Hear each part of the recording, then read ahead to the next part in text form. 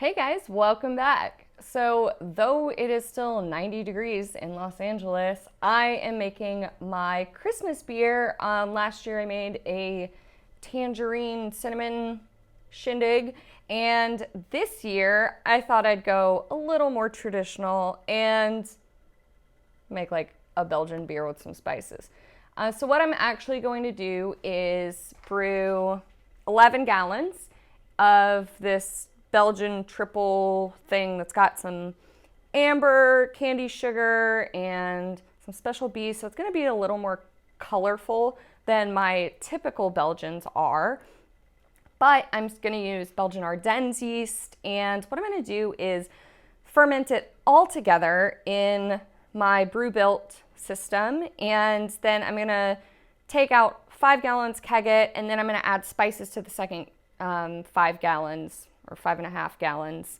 And what I'm going to add is like some cinnamon sticks, cardamom, nutmeg.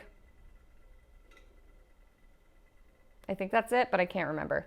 But I'll show you when I do it. So it's going to be a heavy grain bill. This is going to potentially come out to 9.5%. I'm using a new system in the Brewfather app. They actually added a Clawhammer system, so I can finally like accurately do it. I set my mash efficiency at 75%, so I mean, I'm not really expecting it to get that high, but we'll kind of see. This is a huge grain bill. So we've got 30 pounds of Pilsner, which is 13.6 kilograms, 3 pounds of Aromatic Malt, which is 1.4 kilograms, 1 pound of Special B, or 450 grams, and then we're gonna add 2 pounds of the amber Belgian candy sugar. I actually made my own though, so it's still in liquid form, but I used 2 pounds of sugar to make it, so I'm gonna call it 2 pounds of candy sugar because that's kind of how it turns out, though mine does have water in it. And the reason I'm doing that actually is because the last time, if you guys saw the review with Martin Keane, we were talking about how some of the beers had a smoke taste, and the only thing that I can think that that was is the candy sugar burning on the element. So I'm going to try to mitigate that by using a liquid sugar so it dissolves completely and we don't run the risk of having a very smoky Christmas. So let's get started with our Pilsner, Northern Brewer. I'm still working through the last batch they sent me. So we're using the Maltworks Pilsner and some Aromatic that, I don't know, I'll tell you what brand it is, I guess. I was like, ooh. Okay, so let's get going. We're gonna do a step mash. I always do that with my Belgians. It's like traditional, whatever. And it's really easy to do in the Clawhammer system. By the way, if you want the links, they are below in the description. So I have it set at my strike temp of 145, which is written down here somewhere, 63 degrees Celsius. And what we're going to do is start our first step, 138 or 59 Celsius, and then do that for 20 minutes, then 152 or 67 for 20 minutes, and then 158 or 70 for 20 minutes, and then we're going to raise it up for 10 minutes to 168 or 76 degrees, and then we're just going to pull the grain and boil. This gives you the ability to kind of convert everything that's in the grain and dry the beer out a bit. But it also will give you potentially higher alcohol. So we'll see what happens.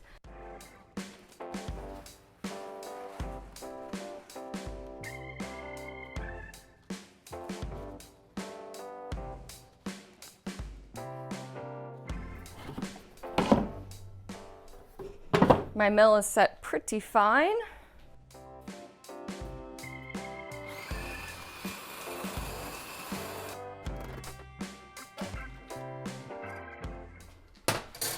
All right, so now we just gotta fit, what is it, 34 pounds of grain into this tiny space? Okay.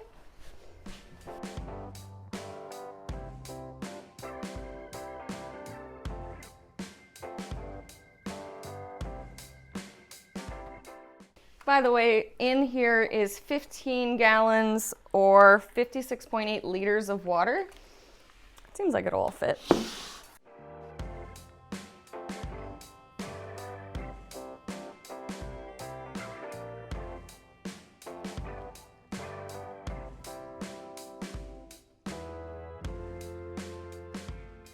So we are adding our candy sugar after the mash is done because it kind of defeats the purpose to put it in when you've got grain in here, because you're going to pull the grain out, so you're going to lose some candy sugar if you do it when you are doing the mash.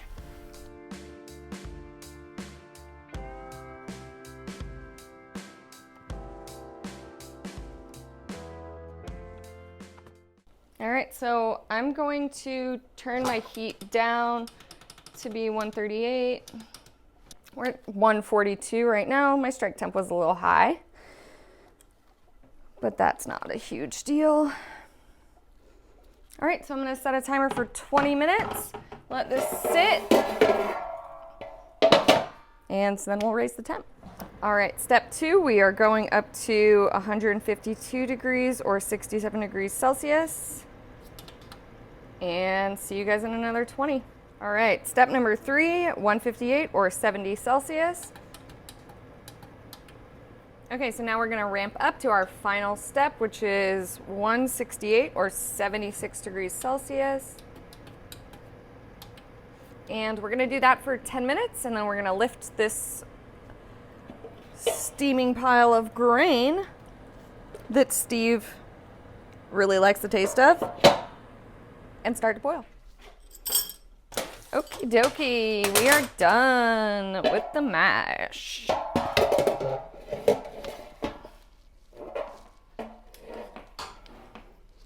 All right, so what we gotta do now is lift this beast of a grain bill out of here. And try not to burn my dog because she's gonna be all about this right now.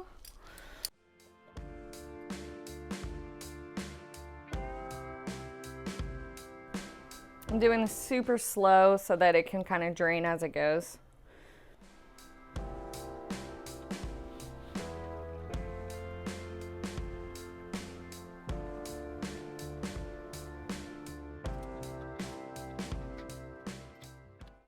So I'm just gonna let that drain, turn my heat up to a boil, and in no time, we will have a boil.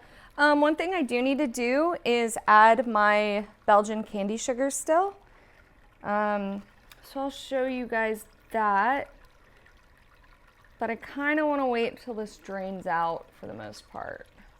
So currently it looks like we're at about 12 gallons in here. Our boil size is supposed to be 12.4. I honestly think we will get another 0.4 gallons out of this when it drains. One thing that I've started doing, so Stevie here, love of my life, really hates drinking water. So I'll make her ice cubes a lot because she does like to chomp on some cubes, but can't just be normal water cubes because she's spoiled rotten.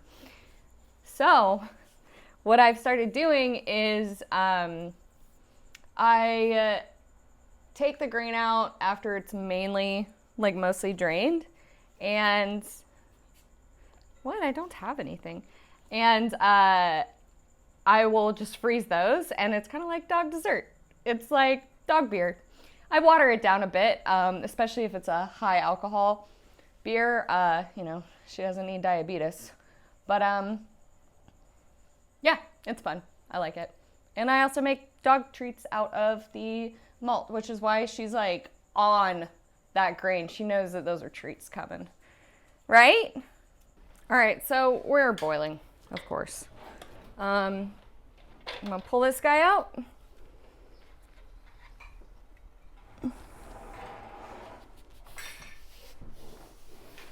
Stick it in my bucket. Do not eat this. It's too hot, so you gotta wait. So we're right at our boil volume, which was 12.4 gallons or 47 liters. I turned off the heat just so, I wouldn't explode anything. So here's the Belgian candy sugar. It's amber. So as you can see, it's relatively dark and it's very syrupy. So this is about 2 pounds of Belgian candy sugar if you get it in the dry form. I don't really know how much this would technically be in liquid form, but if you make your own, you can just kind of measure out 2 pounds of sugar and make it from that. That's what I did. Our wort is pretty dark. It's a nice caramel color. I'm gonna stir it to kind of dissolve all that sugar. You know, we don't want it to stick to the heating element at all. All right, I had turned down my heat because it was basically boiling over. So turning the heat back on while I melt this rest of the sugar. Well, while I wait for this, why don't we measure some of our hops?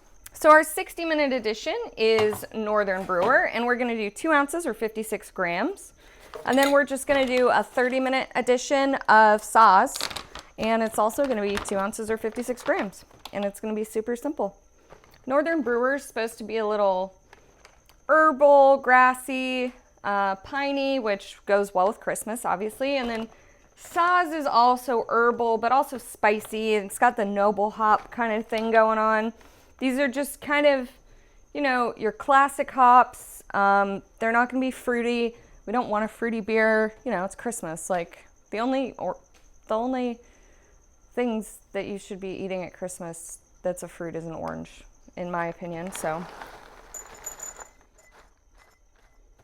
all right. So I'm going to mix this up. Take a pre-boiled gravity reading, even though it's already boiled. But shh. All right. So now I'm going to add my hops. And set a 30-minute timer, so in half an hour we can add our other hops. I'm gonna go ahead and measure those out right now.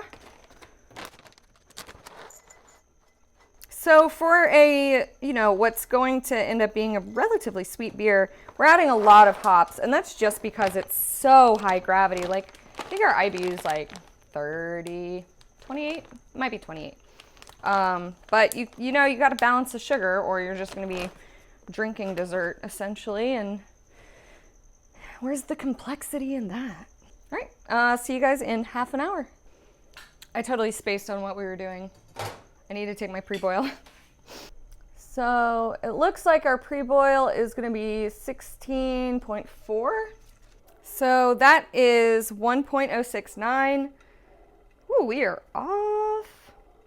We might be like a whole percentage point low, but that means it's still 8.5%. So yeah, it's looking like a 8.5%. So my mash efficiency was 66%, brew house efficiency 73%. I mean, I don't know if you can actually calculate brew house efficiency yet, but yeah, I set it way too high. I don't think my crush was as fine as usual. I just didn't want to move it. Oh well. All right, it's been half an hour. We're at about 12 gallons now. Gonna add our Saaz and set another half-hour timer. Alrighty, and we're done. So cutting my heat, and I'm gonna open up this valve. I'm gonna recirculate into here so that we can cool it down fully before we transfer it into my brew built fermenter. I'm gonna turn on my water. So I'm gonna take my original gravity reading now.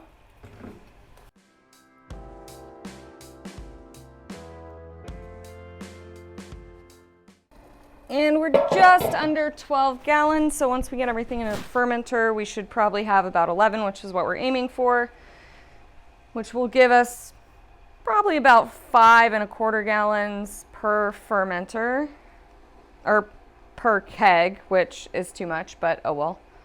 All right, well, I'm gonna let this chill and see you guys when it's done. All right, we are down to 90 degrees. So I'm gonna transfer it now.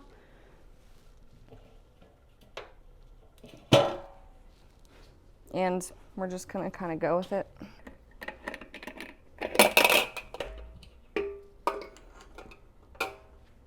So the brew built is set to 68, and I'm gonna ferment it under pressure around 15 PSI, and yeah, should work out.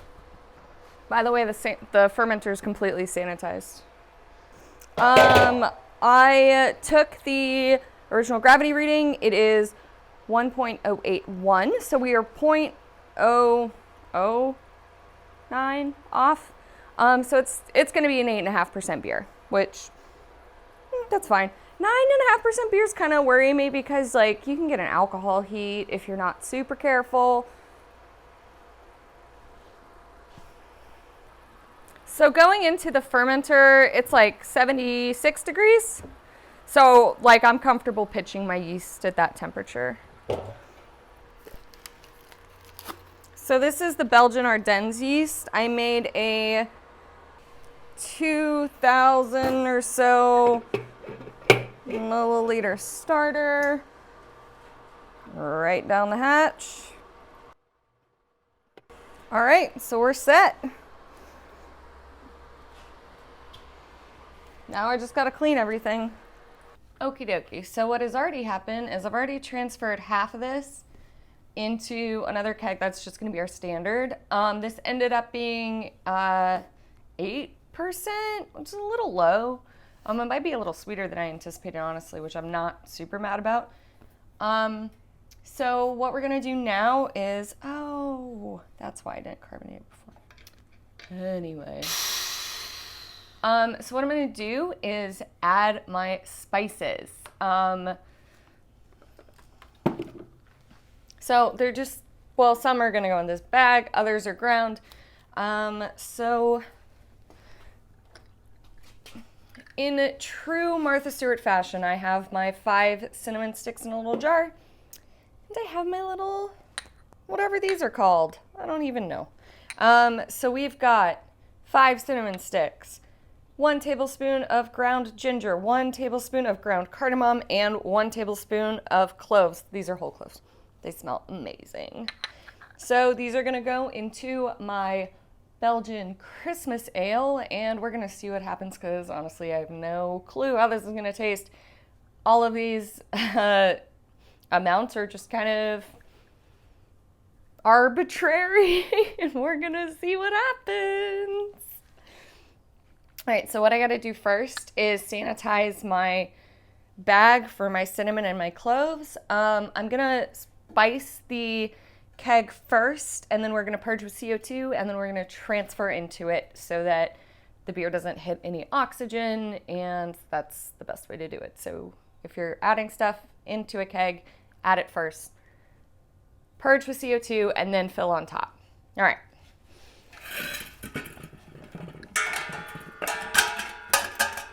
I'm just gonna dump my ginger and my cardamom in. Get this guy all sanitized. Sticks. I don't know, they're sticky. And cloves.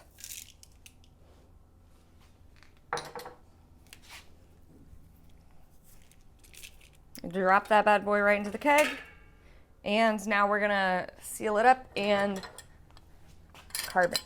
we're gonna seal it up and pressurize it.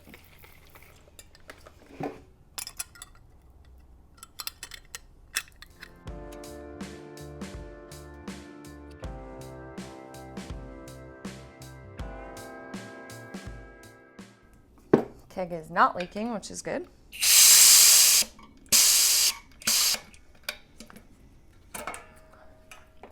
Throw this guy on. We are doing pressurized transfer.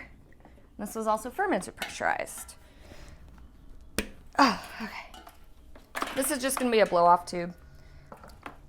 And I'm gonna attach this first though. I think there's more beer in here than that's gonna fit. So we're gonna see. And I've got a floating dip tube in this keg, and that will keep the any of the ground stuff from like getting in our actual finished beer, because it should all sink to the bottom. We'll see. All right, that's pretty much it. I'm gonna let this sit for like probably 3 days under carbonation just so it carbs up. And I have a feeling this is probably going to dispense with this spice sooner rather than later. And, you know, the longer it sits, the spicier it'll get. And we'll just have to see what it actually tastes like at Christmas, since it's a Christmas ale. Great, thanks so much for watching. Like and subscribe. See you guys next time. You ready? You ready for some grain? This woman thinks that she is going to get all of the sugar. She is drooling. There's drips on my floor from her drool.